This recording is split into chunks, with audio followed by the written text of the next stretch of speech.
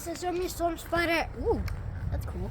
This is Romeo Storm Spider at your news live. It's currently 31 degrees outside. High of 32. Holy crap, it's getting windy out here. I gotta end this pretty quick. It is currently 31 degrees outside. High of 32 and a low of 27. Cloudy, as suspected.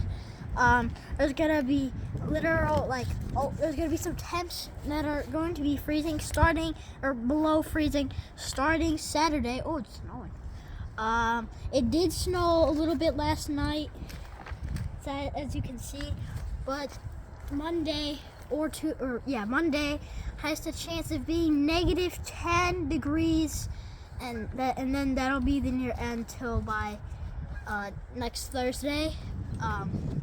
It'll be negative 4 degrees. Also, this is an emergency. Tomorrow, I should have said this yesterday, but tomorrow we'll have a possible major snow event, one of the worst snow events in Illinois history, a major blizzard which will be causing to shut down all school and do remote learning.